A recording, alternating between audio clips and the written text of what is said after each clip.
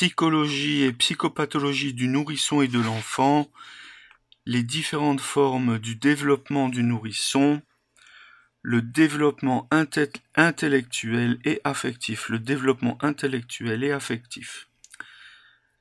Alors tout d'abord, l'évolution des méthodologies.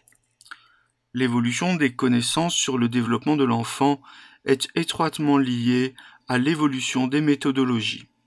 Suivant les conceptions théoriques des chercheurs et leurs présupposés sur la précocité d'apparition de certaines compétences, les techniques d'investigation peuvent différer de façon importante. L'approche développementale, la plus récente, a mis en place des protocoles d'expérimentation aussi adaptés que possible aux aptitudes du nourrisson, en tenant compte de sa perception de l'environnement avant de lui proposer des tâches nouvelles. Cette approche, partant de l'enfant et non plus de l'adulte, a permis de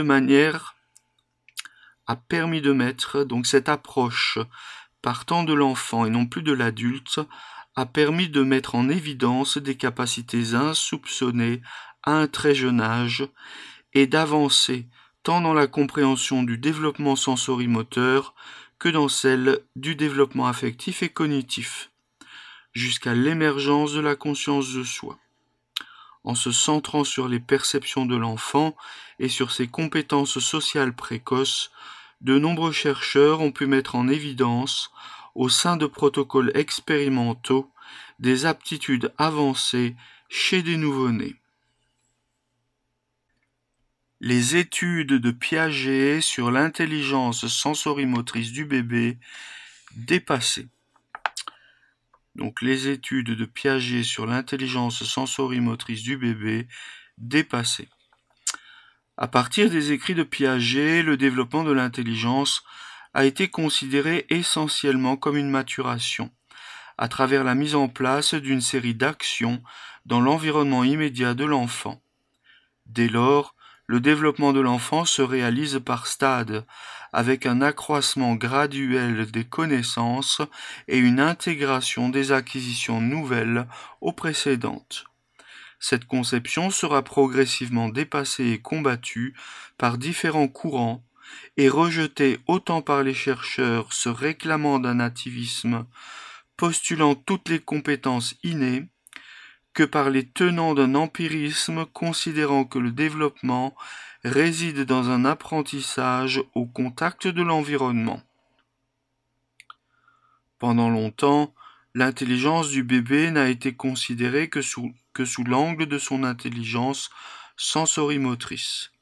Donc pendant longtemps, l'intelligence du bébé n'a été considérée que sous l'angle de son intelligence sensorimotrice, notamment à travers les écrits de Piaget, qui abordent les compétences du nourrisson en fonction de sa maîtrise des compétences motrices.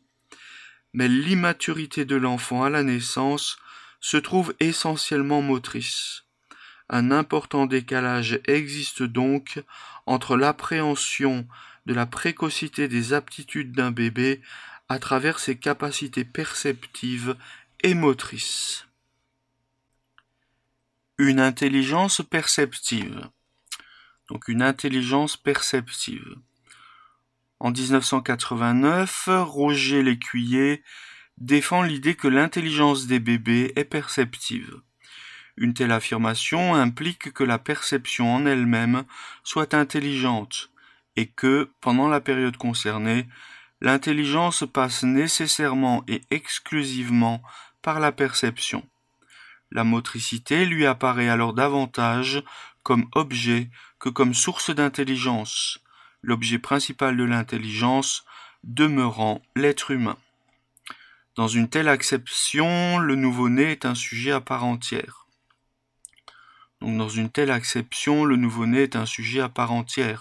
Son intelligence se développe de façon continue et contiguë au développement de l'attention. L'intérêt pour la perception conduit donc à adopter une perspective continuiste par opposition à celle discontinuiste des auteurs s'intéressant à la motricité. Donc, son intelligence se développe de façon continue et contiguë au développement de l'attention. L'intérêt pour la perception conduit donc à adopter une perspective continuiste par opposition à celle discontinuiste des auteurs s'intéressant à la motricité. Ce décalage entre contrôle moteur et perception à la naissance, déjà frappant sur le plan de la maturité, s'affirme à nouveau sur la question de la continuité du développement.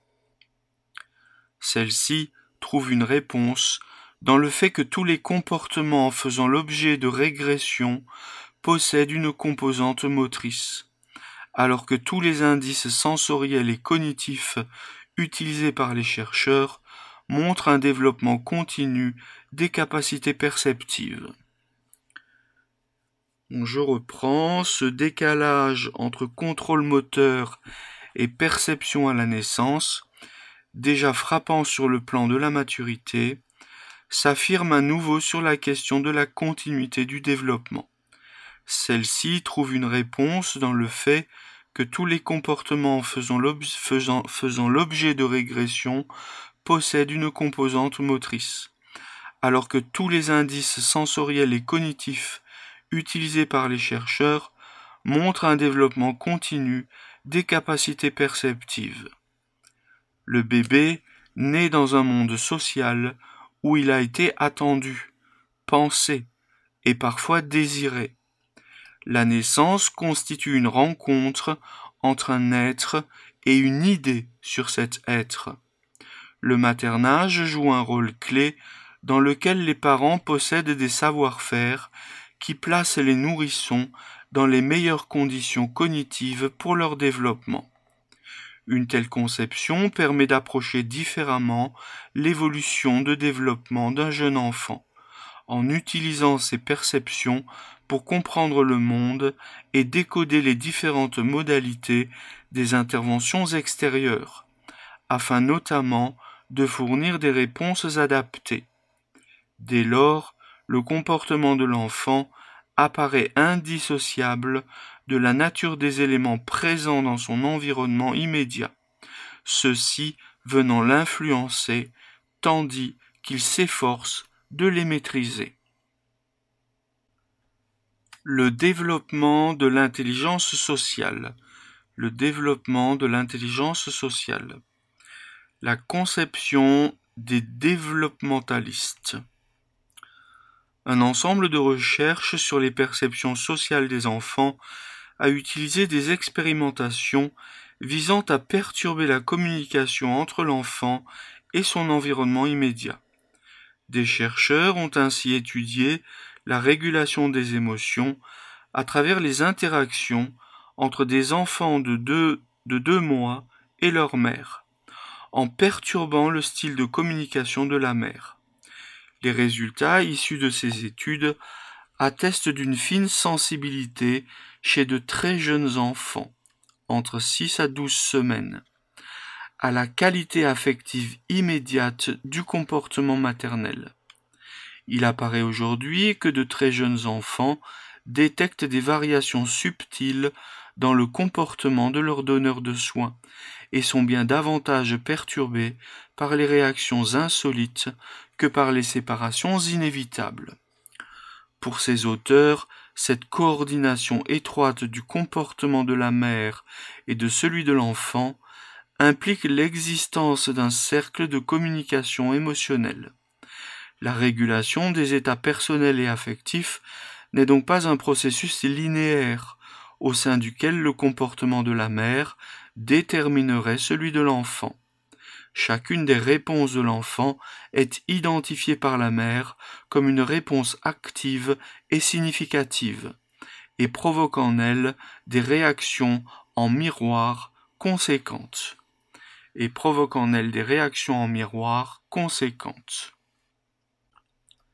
La théorie de l'esprit. La théorie de l'esprit. Il est possible de distinguer 2 grandes étapes dans la reconnaissance de l'intentionnalité des personnes. Il est possible de distinguer 2 grandes étapes dans la reconnaissance de l'intentionnalité des personnes. Vers 2 mois, l'enfant perçoit le fait que sa mère n'est pas en phase avec lui et il s'en inquiète. Il détecte donc finement un comportement inhabituel ou inadapté. Vers 6 mois, le bébé attend de toute personne une communication pertinente, même si cette personne lui est inconnue. C'est la théorie de l'esprit, dont les termes furent consacrés par Premack et Woodruff en 1978. Elle désigne l'aptitude à inférer que des conduites sont induites par des états mentaux. Elle désigne l'aptitude à inférer que des conduites sont induites par des états mentaux. C'est une théorie que développe l'enfant dans la mesure où des prédictions doivent être formulées, permettant de tester des hypothèses concernant des inobservables. Cette théorie est dite de l'esprit car les inobservables inférés sont des états mentaux. Dans la conception des développementalistes, par opposition aux nativistes, partisans d'une conception innée du développement, des prérequis qui sont nécessaires à la formation d'une théorie de l'esprit et des précurseurs sont détectables. Les 3 principaux précurseurs actuellement proposés sont la synchronie interactionnelle, l'attention conjointe et l'imitation. Donc, dans la conception des développementalistes par opposition aux nativistes, des prérequis sont nécessaires à la formation d'une théorie de l'esprit et des précurseurs sont détectables. Les 3 principaux précurseurs actuellement proposés sont la synchronie interactionnelle, l'attention conjointe et l'imitation. Les 3 précurseurs principaux. L'importance des interactions dans le développement de l'enfant. Donc l'importance des interactions dans le développement de l'enfant. De nombreux chercheurs insistent sur la place des interactions avec l'environnement dans le développement de l'enfant. Ce sont les adultes qui sont responsables de la gestion des opportunités d'assimilation et d'accommodation suscitant le développement. Se référant à Vygotsky et à sa définition de la zone proximale de développement, il considère le développement cognitif comme l'intériorisation d'une culture. Selon Vygotsky, la zone proximale de développement constitue l'écart entre les capacités de l'enfant à structurer le réel lorsqu'il est seul et ses mêmes capacités sans assistance parentale. Donc je recommence, se référant à Vygotsky et à sa définition de la zone proximale de développement, il considère le développement cognitif comme l'intériorisation d'une culture.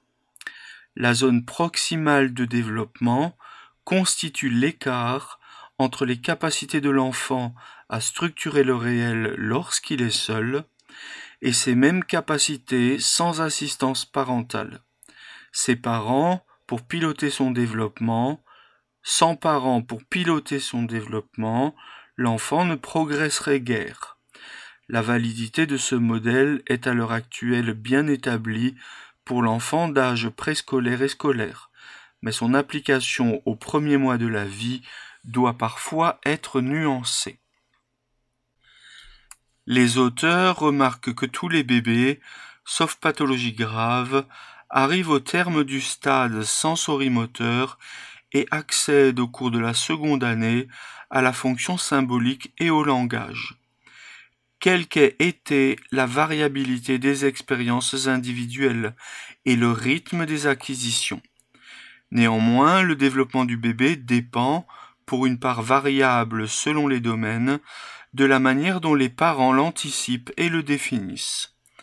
En employant le terme parent, les auteurs sous-entendent tout individu capable de participer au développement du bébé, c'est-à-dire ses parents biologiques, mais aussi d'autres intervenants comme les nourrices, les frères et sœurs, voire même d'autres jeunes enfants fréquentant la crèche. Le développement de l'enfant est ainsi partagé par les parents, comme le déterminent deux aspects cruciaux du développement précoce.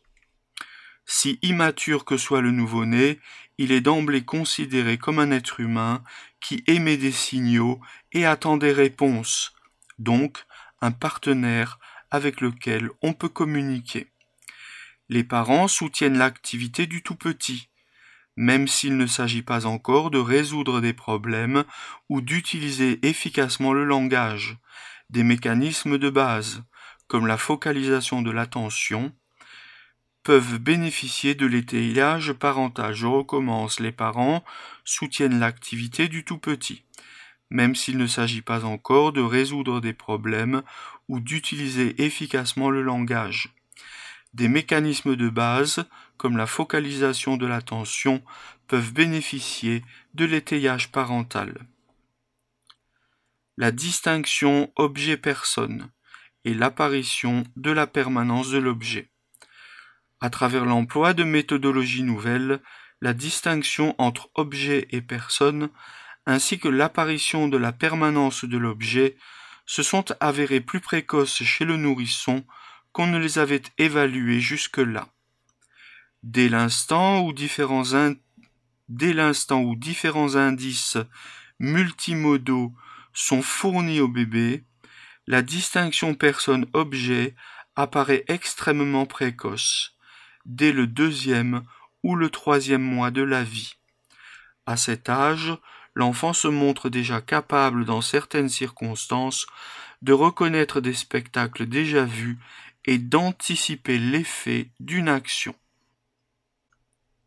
L'imitation précoce et l'imitation différée. Donc l'imitation précoce et l'imitation différée. L'évolution de l'imitation néonatale. Contrairement à certaines conduites des nouveau-nés qui semblent disparaître pour préparer des conduites plus matures, l'imitation néonatale connaît une évolution plus complexe dans les 6 premiers mois de la vie. Cette conduite assure une fonction d'apprentissage et de socialisation. Elle se révèle finalement être une forme d'apprentissage interactif. La période attestée d'apparition d'une telle compétence est donc d'un enjeu important pour l'évolution humaine. L'imitation possède un aspect perceptif et un aspect cognitif. Elle nécessite que l'enfant perçoive l'acte de l'adulte, traduise cette perception en acte analogue pour lui-même, et organise son activité motrice de façon à ce que son comportement corresponde à celui de son modèle. On considère 3 formes d'imitation néonatale: l'imitation vocale, gestuelle et faciale. L'imitation exige 2 mécanismes dans l'intégration des informations visuelles et proprioceptives. D'une part, le sujet doit sélectionner activement un programme moteur similaire au modèle, et d'autre part, la réponse imitative doit être spécifique et convergente au modèle. Une précocité de l'imitation attestée par diverses expériences. Un consensus parmi les auteurs du début du siècle concernant l'imitation peut être dégagé. Tous caractérisent l'imitation néonatale comme automatique et spontanée, et la distinguent de la véritable imitation qui apparaît vers le dernier quart de la première année. L'imitation vraie est alors délibérée et suppose de la part de l'imitateur une attention importante focalisée sur les modèles, une analyse de ces modèles et un effort d'appariement. Les recherches les plus récentes montrent des compétences bien plus précoces. Des études ont mis en évidence l'existence d'imitations immédiates et différées, avec un délai de 10 minutes, chez des enfants âgés de 12 mois. Un autre chercheur impose quant à lui des délais de 24 heures pour l'imitation différée et obtient des résultats probants auprès d'enfants de 14 mois, puis de 9 mois seulement. Ces résultats vont dans le sens de l'existence de capacités innées des nouveau-nés, leur permettant de reconnaître certaines similitudes entre eux et les autres. Ces résultats vont dans le sens de l'existence de capacités innées des nouveau-nés, leur permettant de reconnaître certaines similitudes entre eux et les autres, puis d'agir en fonction des représentations abstraites, intermodales, qu'ils possèdent des objets et des personnes du monde. Le caractère inné de ces capacités a été démontré dans une expérience menée auprès d'enfants de 72 heures seulement. Celle-ci prouve l'existence d'une imitation précoce pour des gestes tels que la protusion de la langue, tirer la langue, des lèvres, avancer les lèvres, ou l'ouverture de la bouche. L'existence d'une imitation différée à un âge si précoce implique une capacité de l'enfant à organiser et à contrôler son comportement sur la base de représentations mémorisées. De surcroît, si les enfants peuvent imiter des comportements qui ont disparu, cela implique qu'ils peuvent agir sur la base d'un modèle interne ou d'une représentation de l'événement absent. Ainsi, il n'existerait pas, comme le prédit la théorie de Piaget, un âge clé dans la capacité à imiter des actions en différé et où des bébés qui ne maîtrisent pas encore le langage peuvent se représenter des actions. Ainsi, il n'existerait pas, comme le prédit la théorie de Piaget, un âge clé dans la capacité à imiter des actions en différé et où des bébés qui ne maîtrisent pas encore le langage peuvent se représenter des actions.